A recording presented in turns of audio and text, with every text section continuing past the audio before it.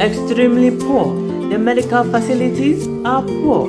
We operate a predatory neocolonial capitalist system which is founded on fraud and exploitation, and therefore you are bounded to have corruption. This is a genesis of the cultural phenomenon created by Falz, who made a remake of Childish Gambino's hit song This Is America This is America. into This is Nigeria. right off the bat, we can tell that Falz is going to convey some very pressing issues in Nigeria. From the boombox clashing to his ear, we can see how vexed he is and how interesting the postcolonial themes are going to play out. Let's get more into this.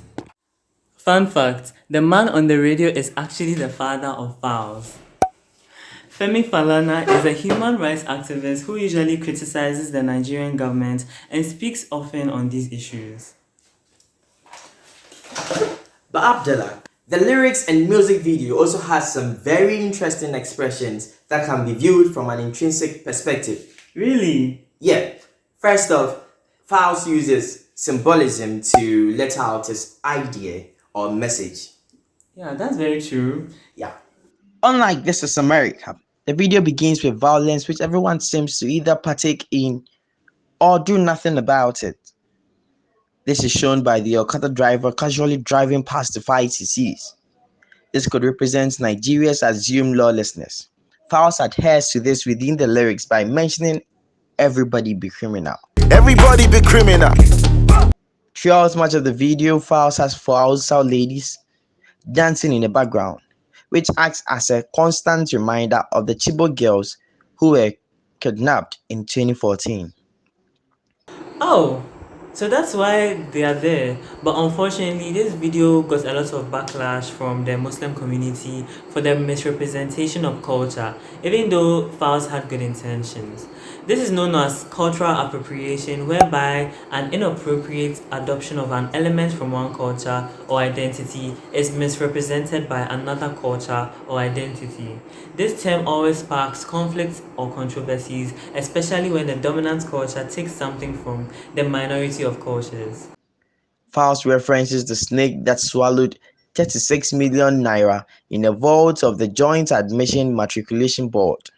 This is a very atrocious thing to happen because when we think of post-colonialism, the ideal thing to have is liberation from the oppressors. But unfortunately, it is a turmoil of corruption instilled in our governmental system. An article by Juliet had a very interesting point about this matter. She writes, "Today we are swallowing money, and if this issue is swept under the carpet, who knows another animal that will swallow money in the future?" Falz uses this situation to make a visual depiction of anthropomorphism where animal characteristics are used for human beings. So, the sneaky snake is actually the woman. Nigerians are also oppressed by police brutality. Falz depicts this by being stopped by SARS, the notorious Special Anti-Robbery Squad. The hashtag #EndSARS movement has been a trend since 2017. Ever since, many have shared their personal experiences on social media. Even though there were many voices against these police forces, it still didn't stop the brutality. This forced tens of thousands of young Nigerians to take the streets and protest against police brutality after a video went viral of a man allegedly being killed by the notorious SARS.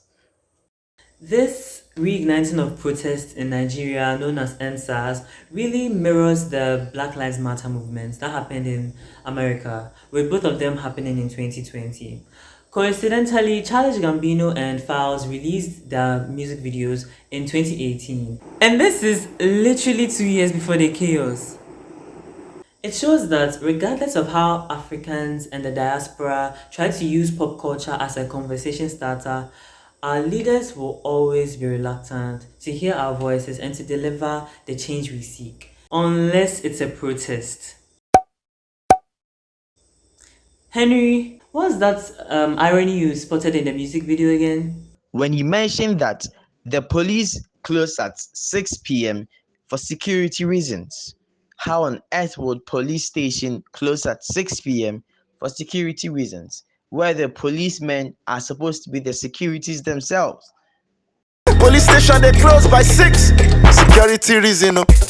Now let's work towards more intrinsic and post-colonial themes in the music video. No electricity daily, yo. Young people are still working multiple jobs and they talk say we lazy, yo. Falz is expressing his frustrations by adding a vocal punch to his lyrics as he jumps around by two men who suffer to start their generator for electricity.